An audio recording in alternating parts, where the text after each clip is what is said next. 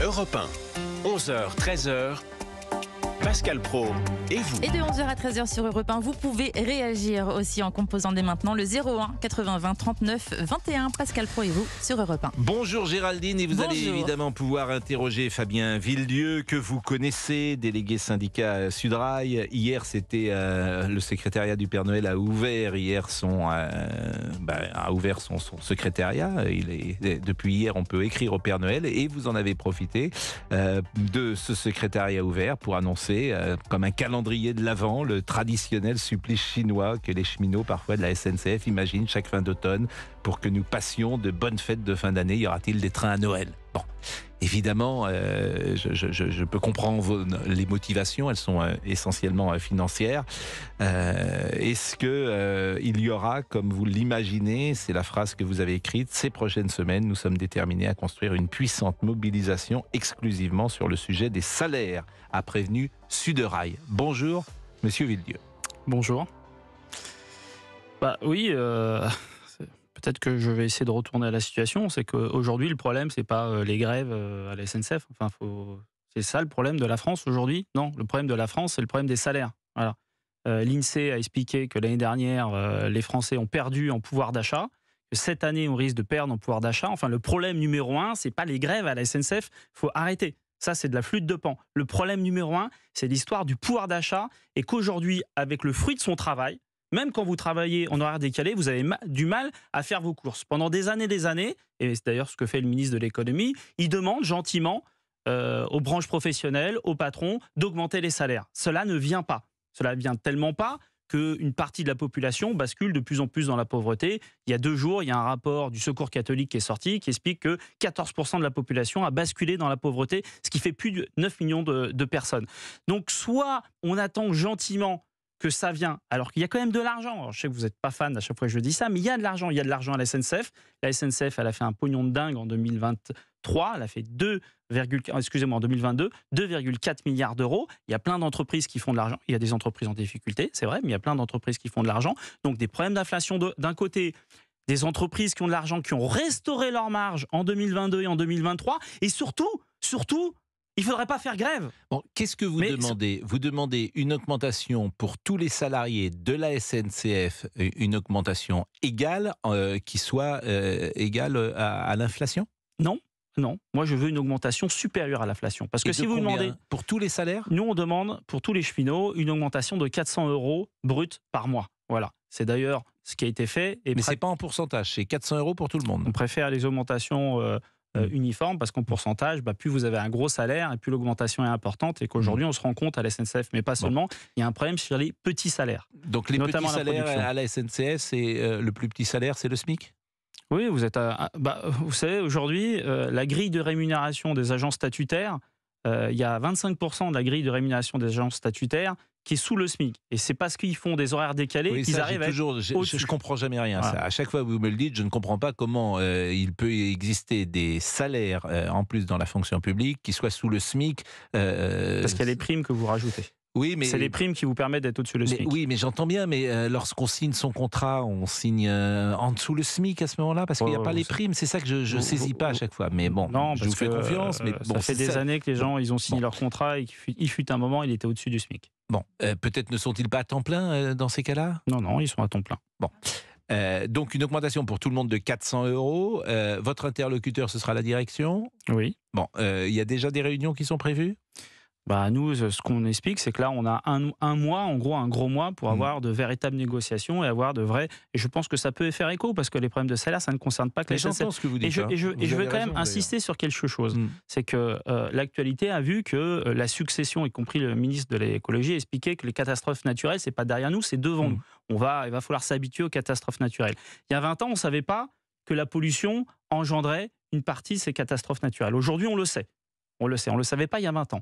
Et on sait aujourd'hui que justement pour décarboner les transports, on a un levier formidable qui est le chemin de fer. Au lieu de mettre le paquet pour justement développer le ferroviaire et développer et aider à ce que les cheminots, parce que le problème c'est qu'aujourd'hui les cheminots, le sport national des cheminots, c'est quitter la SNCF. Alors il y en a, ils s'en contentent. Ils disent c'est pas grave, ils s'en vont, on rembauchera, même si le niveau sera pas... Moi, je ne m'en contenterai pas. À chaque fois que les collègues partent de la SNCF, ce qu'il faut comprendre, c'est du matériel qui est mal entretenu. Il manque, vous imaginez, 1000 conducteurs aujourd'hui. J'entends bien et vous défendez toujours avec Donc, à un beaucoup moment donné, si on veut que les gens viennent, si on veut recréer... Rappelez-vous, en 2018, on avait discuté ensemble. Je vous avais dit quoi en 2018 Je dis attention, si vous enlevez le statut, ça permet d'attirer les gens et ça les fait rester. On a enlevé le statut, tout le monde, statut, privilège, impossible, on va le virer. Aujourd'hui, ce que je vous expliquais en 2018, c'est arrivé. C'est-à-dire que la SNCF, non seulement n'est plus attractive, mais elle ne garde plus ses bonhommes et ses bonnes femmes. Ce qui fait que on a du mal à entretenir le matériel et régulièrement on fait du SNCF bashing en permanence en disant tel endroit il manque tant de trains parce que on n'est pas capable d'entretenir le matériel des TER en Pays de Loire. Tel endroit, il y a des trains qui sont supprimés. On marque une pause et vous allez pouvoir engager le dialogue avec les auditeurs. Ce qui est vrai, pour vous connaître depuis longtemps, c'est que vous êtes quelqu'un d'engagé, vous êtes quelqu'un d'authentique, de sincère, qui aimait la SNCF, qui a envie de défendre son outil de travail. Les arguments que vous venez de dire, je les entends. Il faut que ce soit attractif, il faut payer les gens, il faut des gens de qualité. Tout ça, évidemment, ça peut s'entendre. À tout de suite.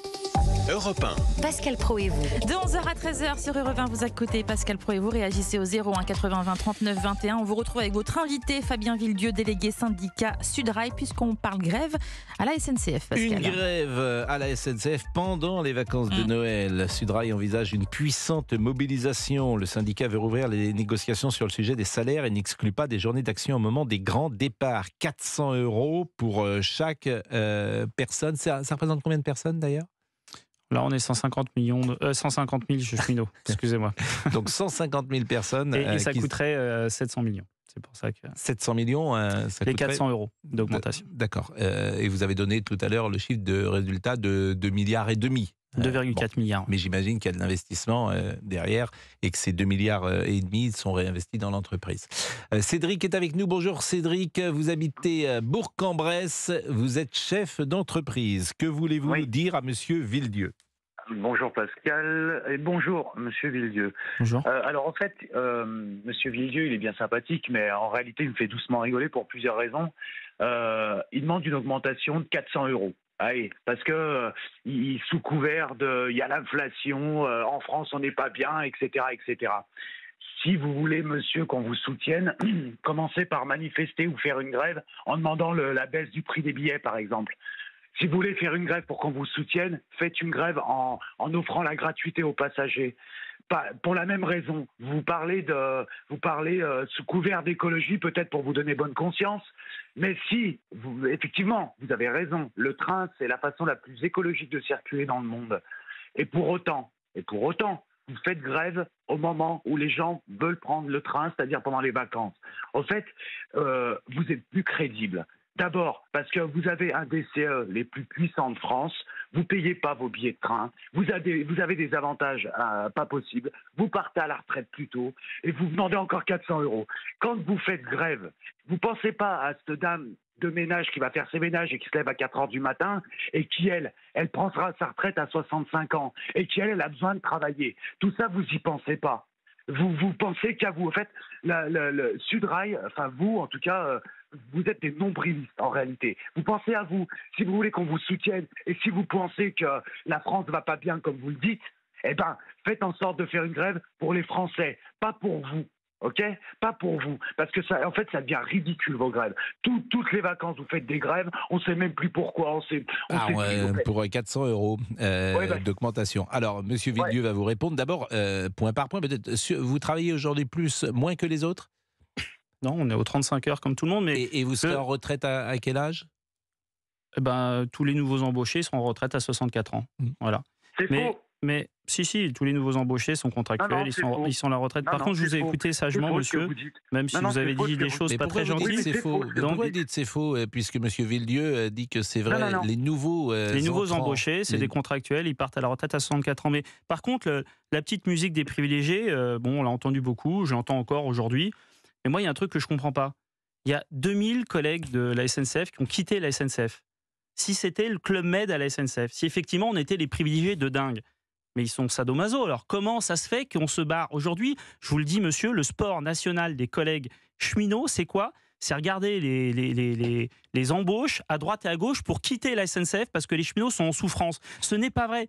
Peut-être que ça a été vrai dans les années 80, dans les années 2000. Aujourd'hui, ce n'est pas vrai. Les salaires, d'abord, quand vous êtes embauché, vous n'avez pas le statut, donc vous partez à la retraite à 64 ans. Les salaires, eux, ils n'ont pas augmenté parce que justement, je ne veux pas rentrer dans un système un peu compliqué, mais parce que l'État ne prend pas ses responsabilités sur le financement du réseau, et ben l'État compte sur la SNCF et les bénéfices de la SNCF pour financer le réseau. Et donc aujourd'hui, il y a une maltraitance qui est faite en permanence sur les collègues cheminots. Et moi, je ne vous laisserai pas dire, parce que franchement, je ne vous laisserai pas dire qu'on est des privilégiés. Vous savez, quand on fait grève, on perd de l'argent, et perdre de l'argent, ça fait plaisir à personne. Je ne vous dis pas qu'on va faire grève sur Noël ou jour de l'an. Je ne vous dis pas ça. Je vous dis juste qu'aujourd'hui, il y a une négociation qui est en train de s'ouvrir avec la SNCF et qu'on a besoin de créer un rapport de force si la SNCF ne nous écoute pas et qu'a priori, en ce moment, elle ne nous écoute pas, pour pouvoir augmenter les salaires. Mais franchement, augmenter les salaires, tout le monde est pour augmenter les salaires. Il n'y a pas que les cheminots qui veulent qu'on augmente les salaires. Fabien Villedieu, souvent je vous ai posé cette question, elle est délicate et c'est compliqué toujours de donner son salaire. Mais vous-même, vous travaillez à la SNCF depuis combien de temps ? Moi, ça fait 23 ans que je suis à la SNCF. Bon, vous êtes conducteur. Je suis conducteur de train. Vous avez une responsabilité quand même importante. Oui. Ça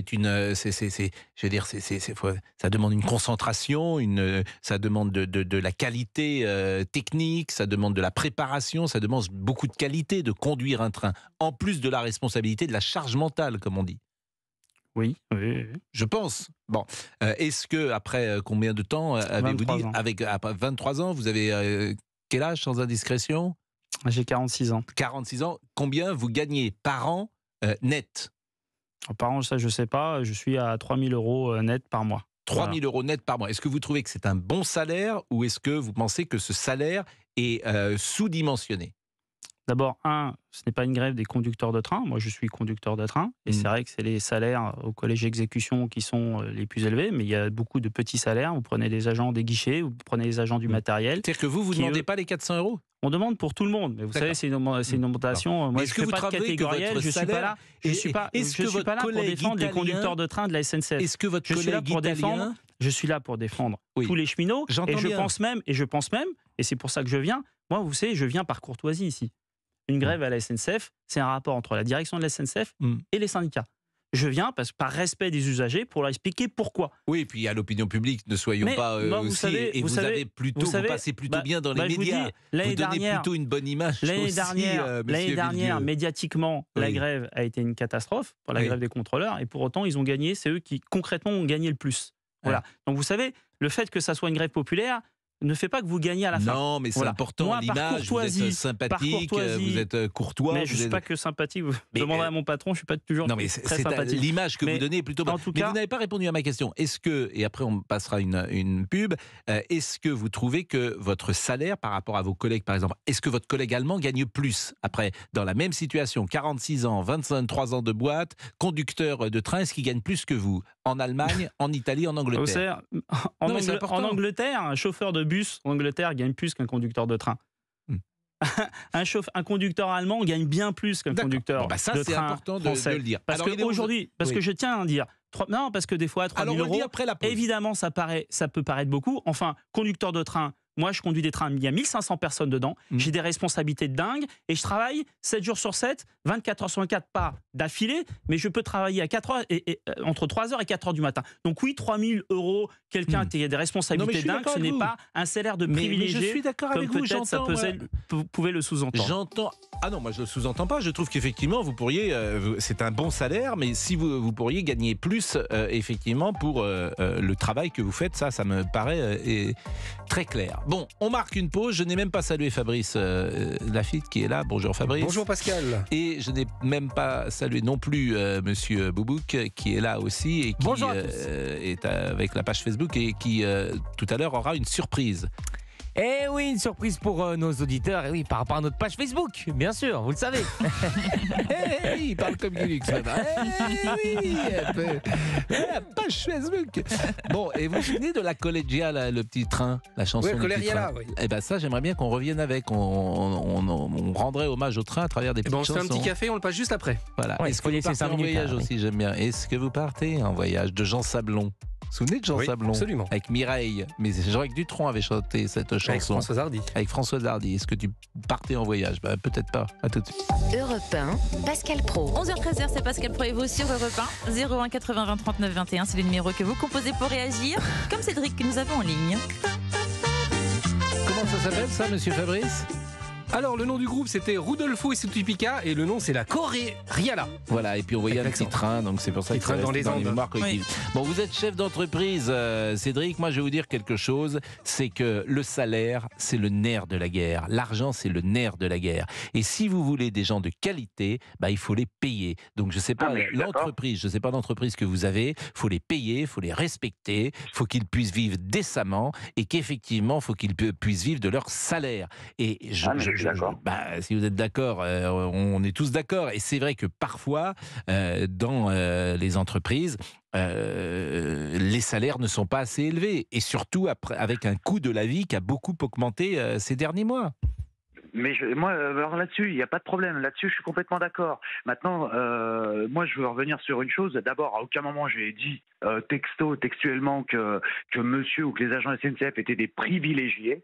J'ai juste dit qu'ils ont certains avantages que d'autres n'ont pas dans les entreprises. Encore une fois, ils ont un CE, un des plus puissants de France. Ils ne payent pas leur billet de train. Alors justement, répondez à ça. Le CE, le comité d'entreprise. Non mais on va voir, est-ce que c'est vrai ça? Est-ce que vous avez des avantages en nature qui vous permettent de partir au Baléares pour rien du tout l'été, d'aller à la neige, que sais-je, etc. Parce que c'est des légendes. Vrai ou faux? C'est faux, c'est faux. Enfin, il y a des Mais non. Mais ma femme, elle est dans un même CE. Arrêtez. Ma femme est dans à peu près le même CE. J'ai des amis qui travaillent à SNCF. Alors, donnez-nous un exemple précis de ce que vous considérez comme un avantage extrêmement important. Ça m'intéresse. Eh bien, un avantage précis. Il y a 2 ans, je pars en Vendée. 2 semaines de vacances en Vendée. Ça m'a coûté 5 000 € les 2 semaines. Ça a coûté 400 € à l'agent SNCF. Voilà. Voilà. Bon, écoutez. Ça, c'est un exemple précis. Quant à la retraite, il dit des bêtises.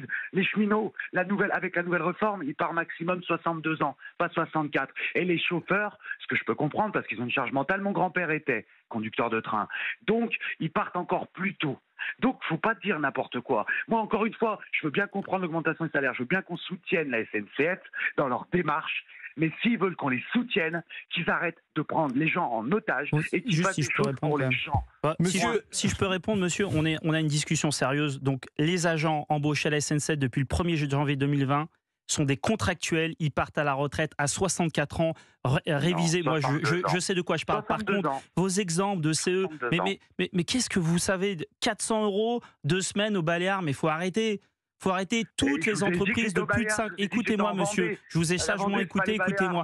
Toutes les entreprises de plus de 50 salariés ont le droit, ont des comités d'entreprise, et il y a effectivement des chèques cadeaux, un certain nombre de mesures qui sont mis en place à la SNCF comme ailleurs. Mais arrêtez de sortir avec ces fantasmes-là de CE astronomiques où ça serait la fête du slip en permanence. Mais de toute façon, il y a une chose de simple, monsieur. Si effectivement c'était si sympa que ça, comment vous m'expliquez, et je serais intéressé d'avoir votre réponse, comment vous expliquez qu'il y avait plus de 2000 collègues en 2022 qui ont quitté la SNCF, si c'était si sympa que ça? Pourquoi? Eh bien, je vais vous l'expliquer. Non, je vais vous l'expliquer. Je vais vous l'expliquer tout simplement. Il y a 2 entreprises aussi qui ont perdu beaucoup de personnel suite au Covid. Parce que les gens, ils voient la vie différemment. Donc ça n'a rien à voir avec la SNCF.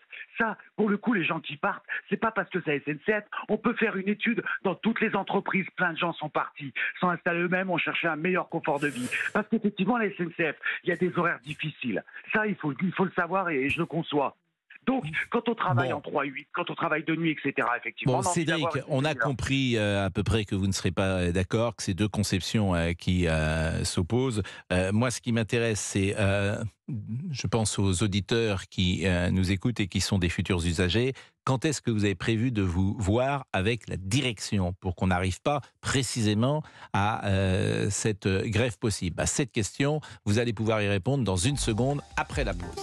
Europe 1. Pascal Pro et vous. Merci de nous rejoindre sur Europe 1, 11h-13h. Vous écoutez Pascal Pro sur Europe 1. Pascal, on vous retrouve avec votre invité, Fabien Villedieu, délégué syndicat Sudrail. On parle grève des transports de la SNCF.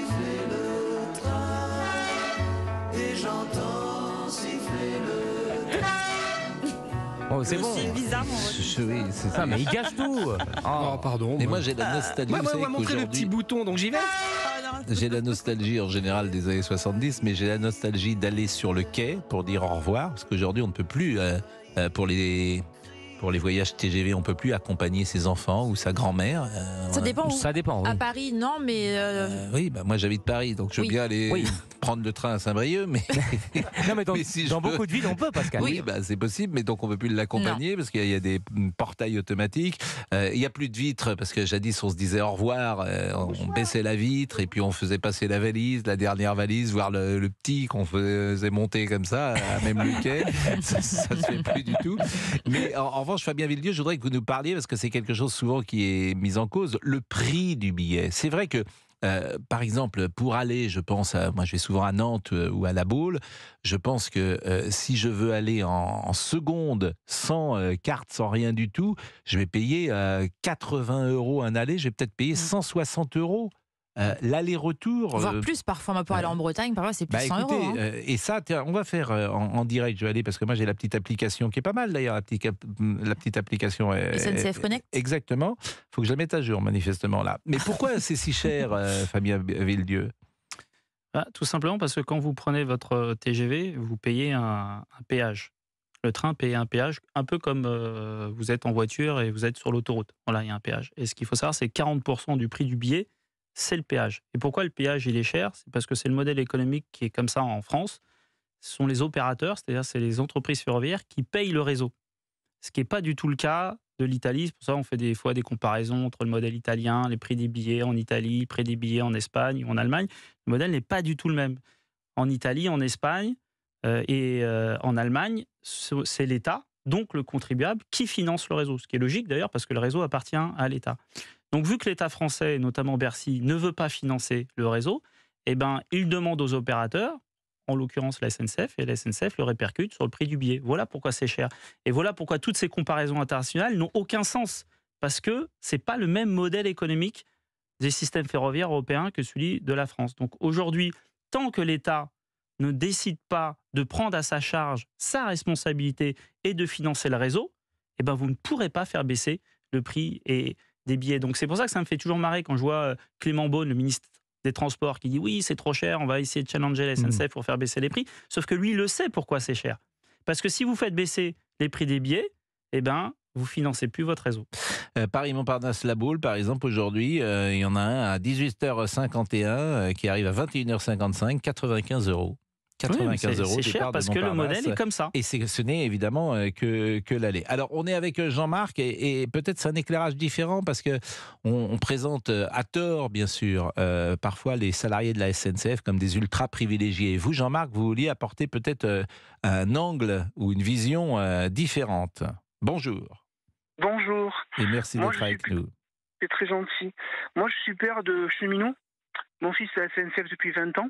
Il travaille la nuit, en horaire décalé. C'est même pas du 2-8 ou du 3-8, donc c'est beaucoup plus compliqué. Il travaille sur les voies. En hiver, sur les voies, la nuit, il fait très froid. Et en été, il fait très chaud. 40 degrés avec la tenue, au moins quelque chose. Il ne fait pas tous les jours 40 chevilles, degrés l'été, quand même, mais bon.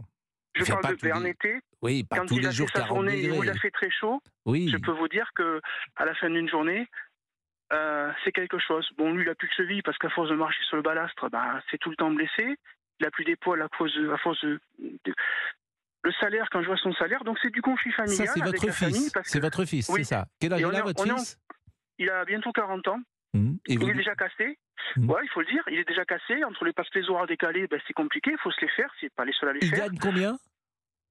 Avec les primes, quand il part en déplacement à 120 km, qui fait les nuits en découché, il doit être à 1800 € net. Voilà. Mais est-ce que vous pensez qu'il pourrait gagner dans un autre secteur d'activité un meilleur salaire? Mais je préférerais qu'il soit, excusez-moi, à 1400 € net par mois ou 1300, voir ses enfants le week-end, pouvoir dormir avec ses enfants le soir, avoir une vie normale et pas tous les week-ends. La difficulté de ces témoignages, c'est que vous... Nous, on le vit. Oui, mais les exemples que vous donnez, par exemple, vous dites 40 degrés. Il ne fait pas 40 degrés tout l'été. Je pense que des journées à 40 degrés, il n'y en a pas 5 dans l'année. Donc c'est ça que je veux vous dire. De la même manière, il ne couche pas tous les soirs en dehors de chez lui. Il n'est pas tous les week-ends en dehors de chez lui. Mais on dit pas que la SNCF, il y a ceux qui travaillent dans le bâtiment, etc., qui travaillent en pleine chaleur. Vous le voyez, quand vous les voyez bosser sur les chantiers qu'il fait chaud, ils ont chaud. Quand il fait froid, il fait froid. C'est du travail qui est dehors, donc c'est du travail qui est fatigant. Et dire qu'à la SNCF, moi je vais vous dire, moi je viens du secteur de l'assurance, moi j'avais mes collègues au bureau qui disaient oh là là, c'est Nanty de la SNCF. Et je les regardais, j'ai dit mais le Nanty c'est toi. Bon, Fabien, c'est vrai que c'est des métiers durs. Il y a des métiers durs à la SNCF, mais j'imagine que ceux qui font ça aiment ce qu'ils font. En tout cas, je l'espère qu'ils aiment ce qu'ils font.